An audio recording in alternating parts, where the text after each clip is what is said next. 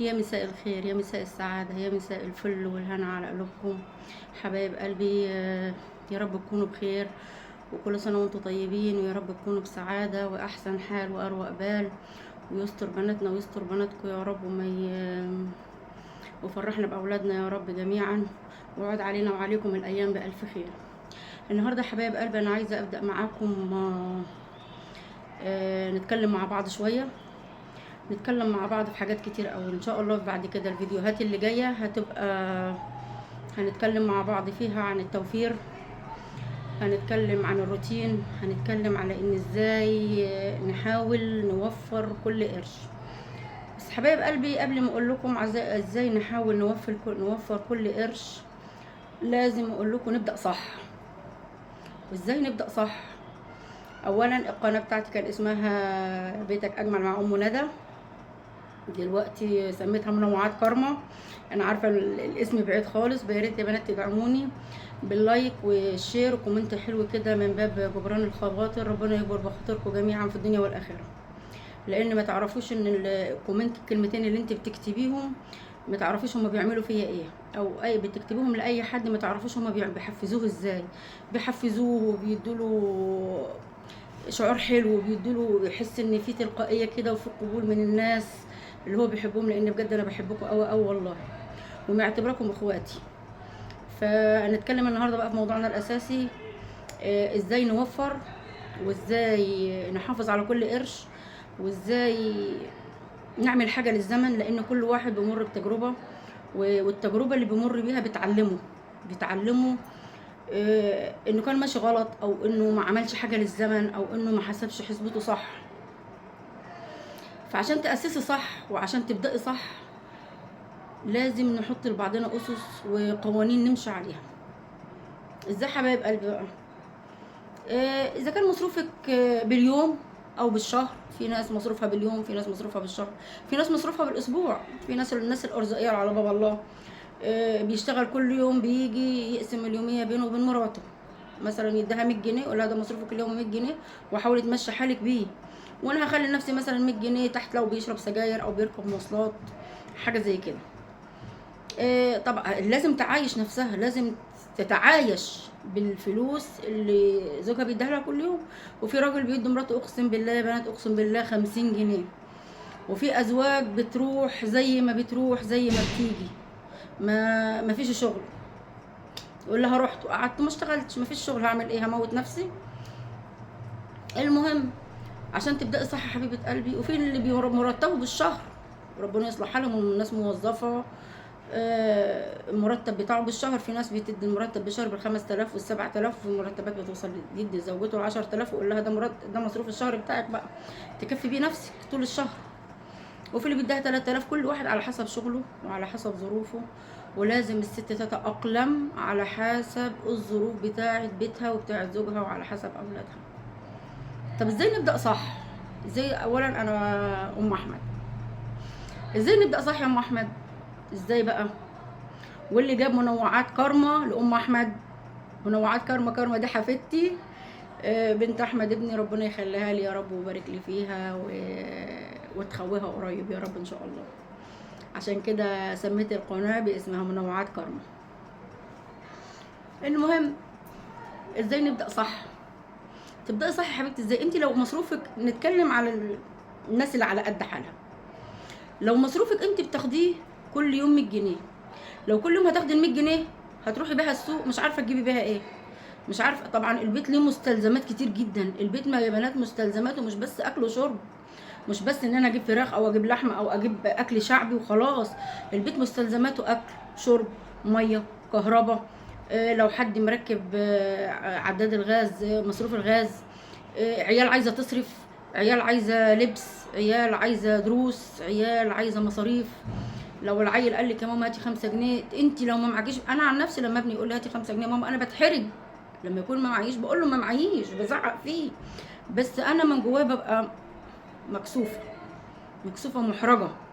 ازاي عيل يقول لك هاتي 5 جنيه تقولي ما معيش 5 جنيه؟ المهم الحمد لله، الحمد لله قدر الله ما شاء فعل، واحنا احسن من غيرنا بكتير والله يا بنات. عشان تبداي صح يا حبيبه قلبي لازم تزنقي نفسك شهر، اولا في حاجه اسمها الجمعيات الصغيره، الجمعيات الصغيره دي بقت منقذه، بقت منقذه. وبعدين ما فيش حد غريب بيخش فيها، انتي، اخواتك، مرات اخوكي، والدتك، اخواتك، ابنك وزوجك تخش جمعيه. لكن كلمه ان كل يوم تاخدي ال 100 جنيه دي وتروحي بيها السوق، اولا ال 100 جنيه هتتبهدل منك، ثانيا مش هتعرفي تجيبي اي حاجه منها، ثالثا هتلاقي كل يوم نفسك بتصرفيها، كل يوم بتصرفيها ال 100 جنيه. لكن انت لو عندك اساسيات البيت موجوده في بيتك مش هتصرفي ال 100 جنيه، على الاقل خالص هتوفريها، هتوفري يومين ويوم. انزلي السوق مرتين في الاسبوع لو موجوده اساسيات البيت. طب اعمل ايه؟ طب انا علشان اظبط نفسي واعمل ايه عشان ما انزلش السوق كل يوم؟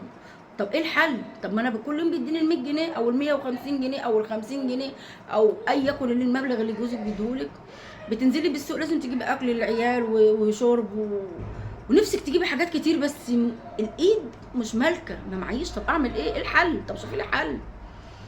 بصي يا حبيبه قلبي، الحل انك لازم تزنقي نفسك شهر او شهرين بالكتير قوي.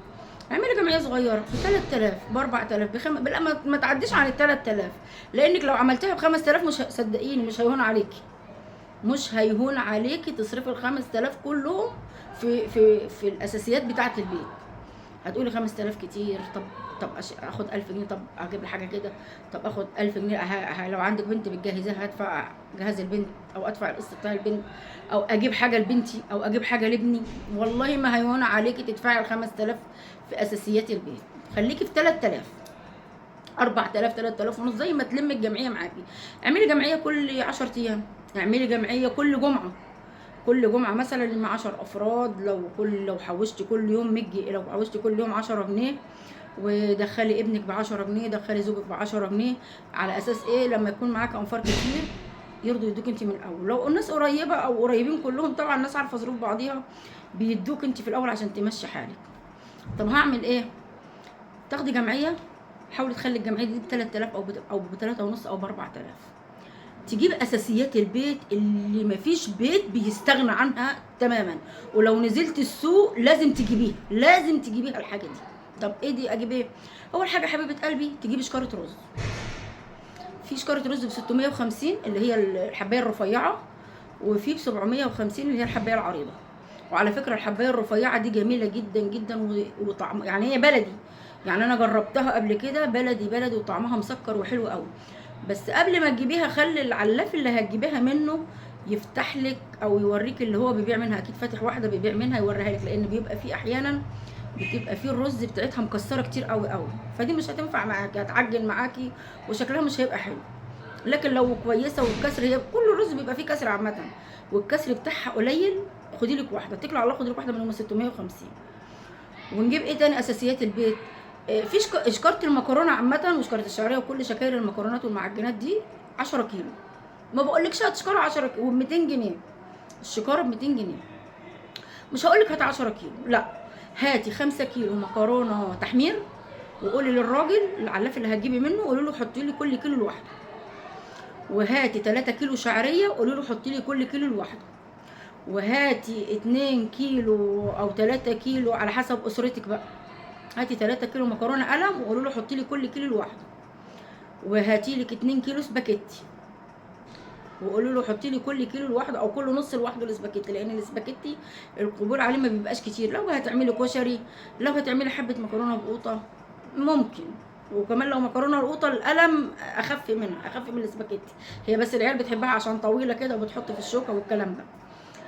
المهم تخشي لك في يعني ايه، احنا قلنا 5 و3 شعريه ادي 8 و3 قلم ادي 11 و2 سباجيتي، قولي 3 سباجيتي ادي 15 كيلو. 15 كيلو دول عاملين كام؟ عاملين 300 جنيه.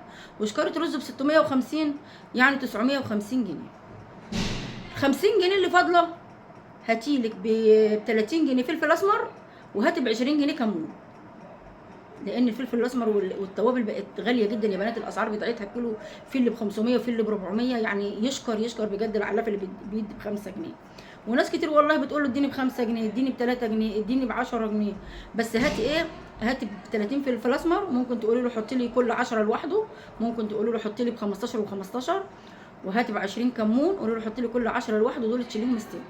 وهاتي ب 10 جنيه في كزبره ناشفه، يا سلام لو جبت الحاجات دي صحيحه، ولو عندك مطحنه الخلاط وجبت الحاجات دي صحيحه وعملتها في مطحنه الخلاط بتبقى ريحتها تحفه.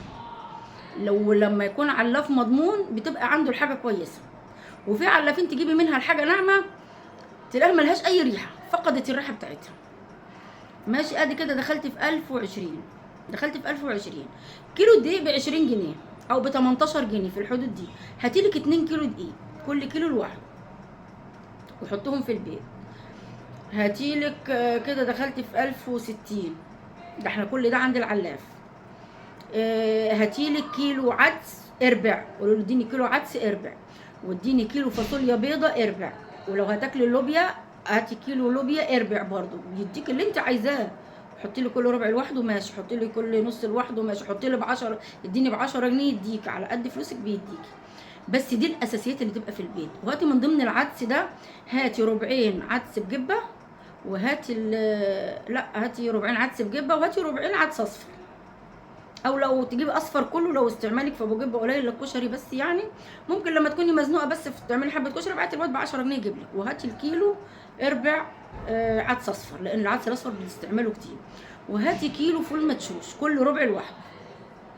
ماشي، يعني ايه، حاولي تلمي، يعني الموضوع كله مش هيتعدى 1200 جنيه، مش هيعديهم، وممكن يوصل 1200 عشان بس الفاصوليا واللوبيا غاليه شويه. قولي 1200 جنيه. ده عند العلاف، وكده قفلنا باب العلاف. دي كده بقت عندك اساسيات البيت موجوده. طب نجيب ايه تاني؟ هاتيلك السمنه دلوقتي رخصت، السمنه دلوقتي ب 90 جنيه. هاتيلك 2 كيلو ونص سمنه. وعلى فكره السرجه بتبيع روابي وكريستال والهانم وجنه وكله ده سايب، يعني عندهم الصفايح الكبيره. ولو قلت له اديني نص سمنه من النوع اللي انت بتختاريه هيحط لك، اديني ربع هيحط لك، اديني كيلو هيحط لك. بس انا بقول لك لا، هاتي 2 كيلو ونص او 3 كيلو، وهقول لك تعمليهم ازاي، وهيدوكي طعم البلدي بلدي. تجيبيهم حبيبه قلبي وتحطيهم على النار، وقبل ما يفكوا، ما تستنهمش لما يفكوا، عشان لو فكوا وحطيت اللي انا هقول لك عليه ده هتبص تلاقي السمنه كبت كلها على البوتاجاز. لان الحركه دي حصلت معايا انا عملتها قبل كده للاسف. السمنه لما يعني لما سخنت، بس سخنت سخنان جامد، تحط عليها كوبايه شاي لبن تحطي. بس انا للاسف حطيته هو والسمنه خلاص دخلت في غليان، السمنه كلها فارت وكبت على البوتاجاز وكبت في الارض، والحمد لله انها ما جاتش عليا، وقدر الله ما شاء فعل. بس زعلت على السمنه اللي اتدلقت جدا. تحط كوبايه شاي لبن وتسيبها بقى تقدح كده مع نفسها، تقدح كده مع نفسها وتغلي كده، بس ما تخليهاش تغلي جامد عشان ما تحمرش منك، وتبرد. وتحطيها في علبه او علبتين على حسب القلب اللي عندك. وبس نصيحه مني حطهم في علبتين صغيرين. خلصي علبه وتسحبي الثانيه، حتى لما تسحبي الثانيه تعرفي ان دي اخر علبه عندك. تجيبي لك كيلو، تجيبي لك 2 كيلو، تجيبي لك كيلو ونص، على قد ظروفك هاتي وسيحها. صدقيني بصي دوقيها بعد كده هتلاقي طعمها بلدي بلدي بلدي من كوبايه اللبن دي. وهتلاقيها عملت لك كمان مرده في قعر الحله. لو حابه تاكليها كليها، وحطي لها شعره ملح، يعني ربع كوبايه، ربع معلقه ملح صغننه كده، ربع معلقه عشان بس تبقى طعمها حاجه. ماشي حبيبه قلبي، ادي السمن. طب نجيب زيت. طب انت لو بتستلمي تموين، لو انتوا 4 افراد لكم 4 ازايز زيت و4 كيلو سكر. لو هتستلمي تموين حلوين او 3 على حسب الافراد اللي عندك. هنجيب ايه؟ برضو الزيت في السرجه السايب، وبيبقى زيت ابيض يا بنات وشفاف، اقسم بالله والله العظيم وانا مجرباه وبجيبه احسن من الزيت بتاع التموين 100 مره. زيت التموين بيبقى غامق وبتاخديه اجباري، حتى السكر بقى غامق وبرضو بتاخديه اجباري. لكن الزيت اللي بتشتريه كيلو زيت ب 60 جنيه او ب 65 جنيه تقريبا، تجيبي لك 2 كيلو زيت، كل كيلو لوحده، وتحطهم في ازايز، تفضيهم في ازايز عشان تعرفي ايه الموجود عندكم. عشان برضو الكيس ممكن يسيب يرشح منك، يسيب حاجه زي كده. بس حطوهم في ازايز احسن. ازايز بيبس فاضيه، مش شرط ازازه زيت، ازازه بيبس فاضيه فضيهم فيها. المهم حاجه ايه، تحفظ الحاجه دي وخلاص. هاتيلك ازازتين زيت او 3 ازايز او 2 كيلو زيت سايبين، او 3 كيلو زيت على التموين بتاعك ده، كده هيطلعوكم من الشهر ما شاء الله. طب السكر، طب انا مثلا 4 افراد او 3 افراد، قولي 3 افراد بنستلم 3 كيلو سكر. 3 كيلو سكر هاتي عليهم 5، مش هقول لك هاتي 10. لو الظروف تسمح هاتي 10. الباكيته ب 300 ب 330 جنيه. معرفش بقى انت عندك في كام، كل مكان بيفرق على حسب السعر، بيختلف على حسب المكان. احنا عندنا في المكان اللي احنا فيه الباكيت الكيلو ب 33. لو هتاخدي الباكيت على بعضها ب 330 جنيه. 10 كيلو حلوين قوي على السكر بتاع التموين هيطلعوكوا وتخلي عندك سكر استبن. دايما حبايب قلبي خلي عندكم حاجه استبن، خلي عندكم رز استبن، خلي عندكم مكرونه استبن، خلي عندكم سكر استبن، زيت استبن. يعني دايما خلي عندك، ما تستنيش لما الحاجه تخلص، صدقني لما الحاجه تخلص هتبص تلاقي نفسك بتلف حوالين نفسك زي المكوك وعايزه، وممكن تبقي مضغوطه مثلا فلوس دروس او فلوس كهرباء او فلوس ميه او فلوس غاز او اي مصاريف بتجيلك من تحت الارض، لانها عمرها الحياه ما هتمشي زي ما انت مرتبه لها بالظبط، استحاله. لابد هتطلع لك حاجه من هنا، هتطلع لك حاجه من هنا. الواد عاوز تيشيرت، البت عايزه حاجات داخليه، البت عايزه طرحه، لو في المدرسه وبتروح دروس عايزه طرحه يا ماما. صاحبتي فلانه جابت طرحه بقد كده. كنا زمان الطرحه الصغيره بنجيبها ب 35 جنيه، دلوقتي الطرحه الصغيره بقت ب 70 جنيه والطرحه الكبيره بقت ب 120 جنيه. يعني ربنا يرحمنا، الغلا ده بقى حاجه وحشه جدا جدا. يا ريت يا حبيبه قلبي لو وصلت لحد هنا ما تنسينيش باللايك والشير، بالله عليكي بالله عليكي ما تنسينيش تعملي لي لايك وتعملي لي شير وتكتبي لي كومنت حلو كده يفرح قلبي. وحبايبي الجداد تدوس على علامه الجرس وتدوس على كلمه الكل عشان يوصلك اشعار بكل فيديو جديد هنزله. ومش عايزه اطول عليكم، وربنا يفرح قلوبكم يا رب، وربنا يسمعكم بالاخبار اللي تفرحكم، وربنا ينجح اولادكم وينجح اولادنا ويستر عرض بناتنا ويشفينا ويشفي كل مريض وكل مريضه يا رب، ويعافي كل مبتلى ويرحم امواتنا واموات المسلمين. واحنا في ايام مفترجه، في ايام خير، وفي ايام الدعاء فيها مقبول ان شاء الله، لان احنا خلاص في ال9 ايام بتوع ذي الحجه، وال9 ايام دول هم فضلهم عند ربنا عظيم جدا جدا جدا. ربنا يا رب يجعلنا من المقيمين بالليل ومقضين الفروض بالنهار. واشوفكم على خير، ومش عايزه اطول عليكم، وان شاء الله هنعمل كماله للفيديو ده تاني. حسن الختام سلام، واشوفكم على الف خير، والسلام عليكم ورحمه الله وبركاته. مع السلامه حبايب قلبي.